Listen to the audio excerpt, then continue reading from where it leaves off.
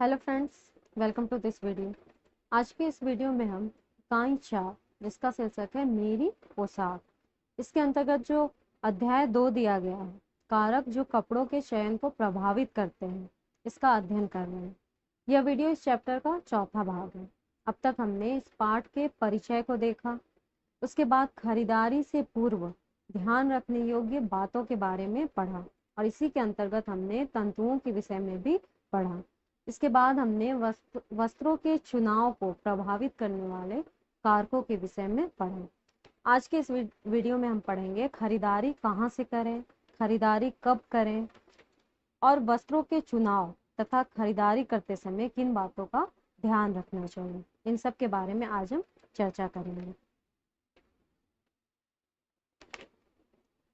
सबसे पहले आता है खरीदारी कहाँ से करें। विभिन्न प्रकार के भंडार गृहों से खरीदारी की जाती है। सभी प्रकार के वस्त्र खरीदने के लिए कोई भी सबसे अच्छा स्थान नहीं होता है। प्रत्येक प्रकार के भंडार गृहों के लाभ तथा हानियां होती हैं। आप जिस दुकान से खरीदारी करते हैं उसके लाभ भी हो सकते हैं और हानि भी हो सकती है। कोई भी दुकान परफेक्ट नहीं होता है। कैसे, आइए देखते हैं। जिसमें सबसे पहले दिया गया अति विशेष दुकान है। जो स्पेशल शॉप्स होते हैं उनके बारे में दिया गया है। ये अति महंगी तथा अलग हो सकती है। ये दुकानें जो हैं वो महंगी होती है। इसका मतलब इसमें जो सामान मिलते हैं वो महंगे मिलते हैं। वे प्रायः परिधान की छोटी मात्रा तथा सीमित प्रकार रखते हैं। इनके पास कुछ लिमिटेड ड्रेस ही होती है। वे मालिकों द्वारा चलाए जा सकते हैं तथा कई व्यक्तिगत सेवाएं भी देते हैं।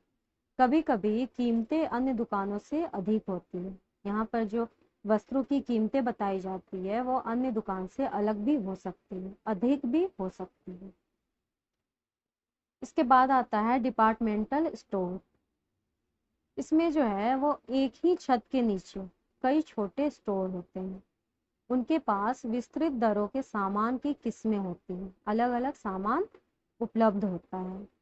उनके पास प्रायः कई उपभोक्ता सेवाएं भी होती हैं। उपभोक्ता को दी गई सभी सेवाएं कीमतों से सम्मिलित की जाती हैं। इसके बाद आता है चेन स्टोर। चेन भंडार भंडारों का समूह है जो केंद्रीय अधिकृत तथा प्रबंधन में है। यहाँ पर प्रायः स्वयं सेवा, कम उपभोक्ता सेवा तथा अधिक मात्रा में बिक्री होती है। गुणवत्ता निम्न से मध्यम हो सकती है। इसकी गुणवत्ता जो है वो निम्न से मध्यम मतलब एवरेज हो सकती है। इसके बाद आता है फैक्ट्री। फैक्ट्री से प्रत्यक्ष रूप से सौदागरों अथवा व्यापारियों को माल बेचा जाता है। अथवा अति भंडार सामग्री अल्प रूप से अपूर्ण अथवा द्वितीयक सम्मिलित होते हैं। प्राकृतिक रूप से वे इस प्रकार भंडार सामान्य से कम कीमतों पर बेचते हैं। व्यापारियों को फैक्ट्री जो होता है वो कम कीमतों पर सामान उपलब्ध कराता है। इसके बाद आता है घर से ऑर्डर देना। आजकल घर से ऑर्डर देकर भी सामान मंगवाया जाता है। हम सब ने ऐसा किया है। इसके लिए कैटलॉग दिया जाता है और उसमें कीमत भी लिखी होती है। अधिकतर कंपनियां एक से अधिक गुणवत्ता के वस्त्र बनाती हैं। इसमें कंपनी से माल मंगवाया जाता है। ये हम घर से ऑर्डर देकर सामान खरीदते हैं, सामान मंगवाते हैं। इसके बाद आता है खरीदारी कब करें, कब हमें खरीदारी करनी चाहिए। जरा सोचिए, क्या आपको ऋतु के प्रारंभ में, मौसम के प्रारंभ में खरीदारी करनी चाहिए अथवा व्यापारियों के सेल की प्रतीक्षा करनी चाहिए। प्रत्येक के कुछ लाभ और हानियां हैं। यदि आप ऋतु के प्रारंभ में मतलब सीजन स्टार्ट होने के साथ ही खरीदारी करते हैं तो उसके भी लाभ हैं और हानि भी है। और यदि बाद में जब सेल लगाया जाता है तब आप खरीदारी करते हैं तो उसके भी कुछ लाभ हैं और कुछ हानियां हैं। कैसे, आइए पढ़ते हैं। ऋतु की प्रारंभिक अवस्था। नए व्यापार में नए फैशन के प्रस्ताव, स्टाइल तथा आकार का विस्तृत चुनाव सम्मिलित है। यदि आपके साथ फिटिंग की समस्या है तो आप तो आपके लिए ऋतु के प्रारंभ में खरीदना आवश्यक हो जाता है। आप पूरे मौसम भर अपने नए कपड़े पहन सकते हैं।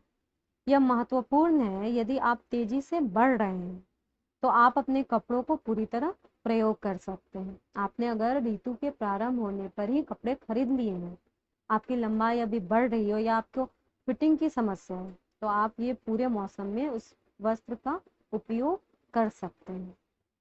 अब आता है सेल। हम सभी मोल भाव द्वारा अपने धन को कम व्यय करना पसंद करते हैं। हम सभी जब भी खरीदारी करते हैं मोल भाव करते हैं ताकि हमें पैसे कम खर्च करने पड़े। गुणवत्ता देखते हैं तथा कीमतों की तुलना करते हैं।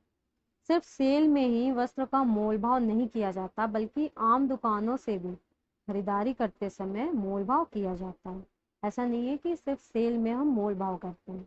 दुकान पर हम जब कपड़े खरीदने जाते हैं तो हम आम दुकान पर भी मोल भाव करते हैं। सेल से खरीदारी करते समय किन किन बातों का ध्यान रखना चाहिए? तो जब हम सेल से खरीदारी कर रहे हैं तो हमें ध्यान देना चाहिए कि यह नियमित कीमत पर क्यों नहीं है, यह हमें पता करना चाहिए। क्या यह अच्छी प्रकार का बना हुआ है? क्या यह खराब या क्षतिग्रस्त तो नहीं है? क्या यह अगली ऋतु में चलेगा या नहीं? क्या यह नियमित भंडार से निम्न है? क्या यह भंडार द्वारा विशेष खरीदारी है? क्या यह अनियमित है? इन सभी बातों पर हमें ध्यान देना होता है। इसके बाद आता है रंग एवं त्वचा। कपड़ों का रंग त्वचा के रंग के अनुसार होना चाहिए। जब हम कपड़े खरीदते हैं तो हमें अपने त्वचा के रंग के अनुसार ही कपड़े खरीदने चाहिए। इसके बाद हमें पढ़ना है आराम को प्रभावित करने वाले तत्व। बच्चों के वस्त्रों का चयन करते समय आराम सबसे महत्वपूर्ण तत्व होता है। जब हम बच्चों के लिए कपड़े खरीदते हैं तो हम सबसे पहले क्या देखते हैं कि इस कपड़े में जो है वो बच्चों को आराम मिले, यह कपड़ा आरामदायक। यहाँ पर आराम के 3 मुख्य दृष्टिकोण ध्यान में रखे गए हैं। क्या क्या है? जिसमें पहला है तापमान, दूसरा है प्रतिबंध और तीसरा है चिड़चिड़ाने वाली बनावट। तापमान। आरामदायक वस्त्रों में पसीना सोखने तथा हवा जाने की क्षमता होनी चाहिए ताकि शरीर की नमी का सुगमता से वाष्पन हो सके। सूती तथा सूत से बने कपड़े सोखने वाले तथा बच्चों के लिए आरामदायक होते हैं। जो सूती कपड़े होते हैं वो पसीना सोखने वाले होते हैं और बच्चों के लिए आरामदायक भी होते हैं। इसके बाद आता है प्रतिबंध। बच्चे ऐसे कपड़े को पहनना पसंद नहीं करते जो उनके शरीर को गति करने से रोकता है। ज्यादा बड़े अथवा ज्यादा छोटे कपड़े शरीर को गतिशील होने से प्रतिबंधित करता है तथा इसलिए बच्चों की क्रियाशीलता में बाधा उत्पन्न होती है। इसलिए हमें ऐसे कपड़े बच्चों के लिए नहीं खरीदने चाहिए जो उनकी गतिशीलता में बाधक हो। इसके बाद आता है चिड़चिड़ाने वाली बनावट। कठोर, खरोंचने वाले कपड़े, तीव्र अथवा सिलाई में टाइट बच्चे की कोमल त्वचा को नुकसान पहुंचा सकते हैं। ऐसे कपड़े जो हैं वो बच्चे की कोमल त्वचा को नुकसान पहुंचा सकते हैं। मुलायम सूत अथवा सूत के धागे से बने कपड़े जो हैं वो सुगम होते हैं, देखभाल के लिए आरामदायक तथा बुने हुए कपड़े छोटे बच्चों के वस्त्रों के लिए सर्वाधिक अच्छी पसंद होती है क्योंकि वे जो हैं वो हवादार होने के साथ गर्माहट भी देते हैं। शरीर की गतिशीलता को प्रतिबंधित किए बिना उसके आकार में मुड़ जाते हैं, त्वचा के लिए मुलायम रहते हैं और वस्त्र जो है वो सुगमता से फैल भी जाते हैं। तो हमें बच्चों के लिए कपड़े खरीदते वक्त तापमान, प्रतिबंध और चिड़चिड़ाने वाली बनावट, इन सब पे विशेष ध्यान देने की आवश्यकता होती है। अब इसके बाद आता है छोटे शिशुओं के लिए सुरक्षित वस्त्र। क्या है, कैसे हमें पता चलेगा कि कौन से वस्त्र जो है वो छोटे बच्चों के लिए सुरक्षित हैं? शिशुओं के वस्त्रों को बार बार गंदा होने के कारण कई बार धोना पड़ता है, अतः वस्त्र ऐसे होने चाहिए जिन्हें घर में धोया जा सके। सजे हुए कपड़ों से बचना चाहिए क्योंकि जो छोटे बच्चे होते हैं वो वस्तु को मुंह में डालते हैं, इसलिए हमें बहुत ज़्यादा तड़कीले भड़कीले कपड़े नहीं पहनाने चाहिए अपने बच्चों को। शिशुओं के वस्त्र जो है वो मॉडर्न हिट होने चाहिए तथा कसे इलास्टिक वाले नहीं होने चाहिए। शिशुओं के कपड़े सामने, पीछे अथवा ऊपर की ओर से खुलने चाहिए, जिससे जो है सिर से शिशु को कपड़े न पहनाने पड़े, क्योंकि जब बच्चों को ऊपर से सिर की तरफ से कपड़े पहनाते हैं तो उसमें बच्चों को भी परेशानी होती है और हमें पहनाने में भी परेशानी होती है। इसलिए हमें बच्चों के लिए आगे से खुले हुए कपड़े या फिर पीछे से खुले हुए कपड़े खरीदने चाहिए। शिशु कपड़ों में पीछे की ओर लगे बटन लेटने पर उसे चुभ सकते हैं, अतः उनके वस्त्रों में कपड़े से बांधने वाली पेटियां होनी चाहिए, क्योंकि अगर कपड़ों में पीछे की ओर बटन होंगे तो बच्चे जब सोएंगे तो वह चुभ सकता है। इसके बाद है उनके कपड़े ऐसे होने चाहिए जो देखने में आकर्षक तथा सुंदर लगे। वस्त्र जो है वो बहुत लंबे तथा ढीले नहीं होने चाहिए, क्योंकि ऐसे कपड़े कहीं भी अटक कर फट सकते हैं तथा बच्चों को क्षति पहुंचा सकते हैं। कपड़ों की सिलाई भी पक्की होनी चाहिए ताकि बच्चों के उछल कूद करने पर, दबाव पड़ने पर वह नहीं फटे। ऐसे वस्त्र हों जिन्हें वह स्वयं पहनकर तथा उतार भी सके। बच्चे में तीव्रता से वृद्धि होती है, इसलिए उनके वस्त्र ऐसे होने चाहिए जिन्हें आसानी से खोलकर बड़ा किया जा सके। तो जब हम शिशुओं के लिए वस्त्र खरीदते हैं तो इन सभी बातों पर हमें ध्यान देना होता है। अब इसके बाद आता है वस्त्रों का चयन एवं खरीदारी। तो वस्त्रों का चुनाव और खरीदारी करते समय हमें किन किन बातों पर ध्यान देना चाहिए। सबसे पहला है इसमें उद्देश्य, दूसरा है स्तर, तीसरा है मूल्य, चौथा है ऋतु, पांचवा है विश्वसनीय दुकान, छठा है टिकाऊपन, सातवां है आसान रख रखाव और इसमें आठवां है आराम। अब इनके बारे में हम एक एक करके अध्ययन करेंगे। पहला आता है उद्देश्य, पर्पस। कपड़े को चुनते समय सर्वप्रथम वह किस उद्देश्य से खरीदा जा रहा है, इस बात को ध्यान में रखना चाहिए। कपड़ा सदैव प्रयोजन के अनुसार ही खरीदना चाहिए, क्योंकि विभिन्न कार्यों के लिए एक समान कपड़ा नहीं खरीदा जाता। हम अपने अलग अलग उद्देश्य के लिए अलग अलग प्रकार के कपड़े खरीदते हैं। दैनिक जीवन में कम कीमत के आरामदायक तथा धोने में आसान मजबूत तंतु के बने सूती वस्त्र अधिक खरीदे जाते हैं, जबकि विशिष्ट अवसरों पर जैसे विवाह, जन्मदिन, त्योहार आदि पर जो है वह महंगे और कलात्मक वस्त्र खरीदे जाते हैं। अब दूसरा आता है स्तर, क्वालिटी। बाजार में विभिन्न किस्म के कपड़ों की भरमार होती है। हमें अपनी आवश्यकता अनुसार विभिन्न स्तर के कपड़ों से अपने लिए उत्तम कपड़े का चयन करना चाहिए।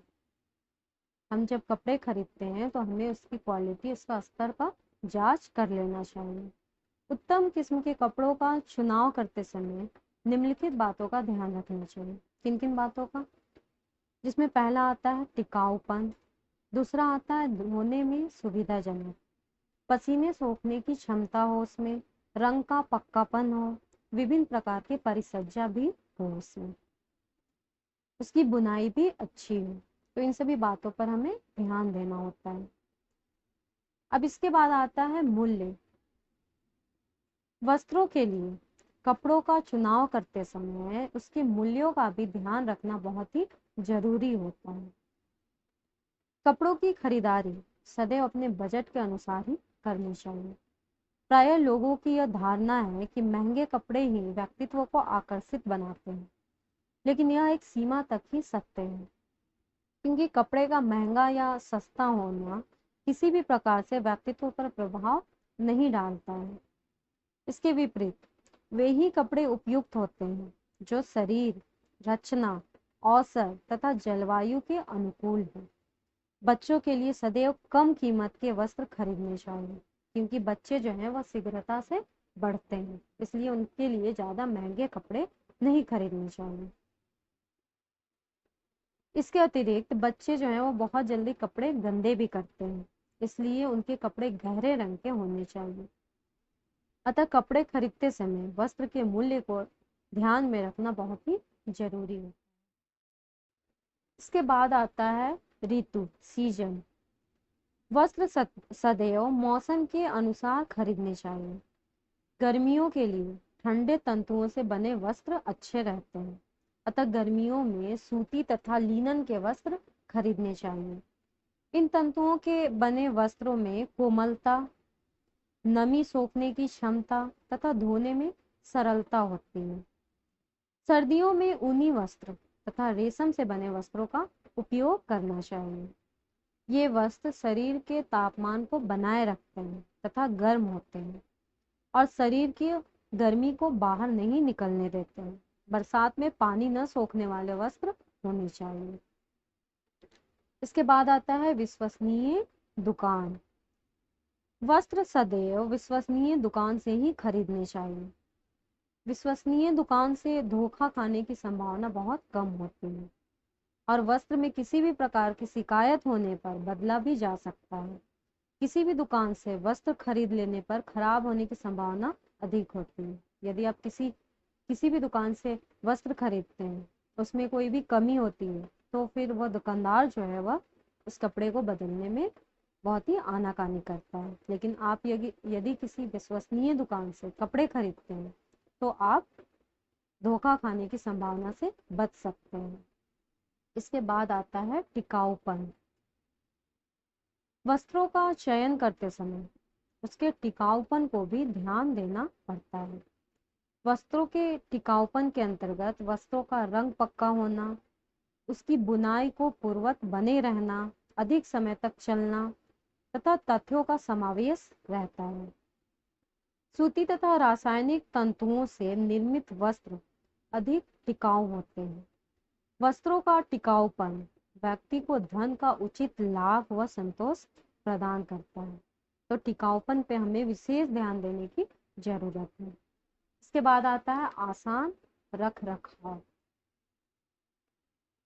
वे वस्त्र जो रख रखाव में आसान होते हैं, अर्थात जो आसानी से साफ किए जा सकते हैं तथा स्त्री आदि की आवश्यकता न हो, आसानी से संरक्षित किए जा सकते हैं, वे अधिक लोकप्रिय होते हैं, अधिक पसंद किए जाते हैं। सूती कपड़ों को धोना आसान होता है तथा इन पर ताप व घर्षण का कोई हानिकारक प्रभाव नहीं पड़ता है, जबकि ऊनी व रेशमी कपड़ों को सावधानी पूर्वक धोने की आवश्यकता होती है। कीमती वस्त्रों को शुष्क धुलाई अर्थात ड्राई क्लीनिंग की आवश्यकता होती है, अतः वस्त्र खरीदते समय उनके रख रखाव का भी ध्यान देना बहुत ही आवश्यक है। इसके बाद आखिरी में आता है आराम। वस्त्र व्यक्ति को शारीरिक तथा मनोवैज्ञानिक आराम प्रदान करता है।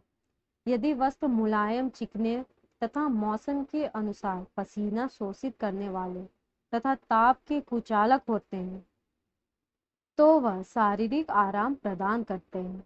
इसी प्रकार यदि व्यक्ति अपनी रुचि के अनुसार फैशन के अनुरूप धारण करता है, तो उसे आराम तो प्राप्त होता है, साथ ही उसके आत्मविश्वास में भी वृद्धि होती है। गर्मियों में सूती वस्त्र तथा सर्दियों में ऊनी वस्त्र आरामदायक होते हैं। इसी प्रकार भारी वस्त्रों की अपेक्षा हल्के वस्त्र जो हैं वह अधिक आरामदायक होते हैं। तो इस प्रकार आज के इस वीडियो में हमने खरीदारी कहाँ से करें, खरीदारी कब करें, आराम को प्रभावित करने वाले तत्व, छोटे शिशुओं के लिए सुरक्षित वस्त्र और वस्त्रों का चुनाव तथा खरीदारी करते समय किन किन बातों का ध्यान रखना चाहिए, इसके बारे में अध्ययन किया। तो इस तरह हमारा यह पाठ कारक जो कपड़ों के चयन को प्रभावित करते हैं अब समाप्त होता है।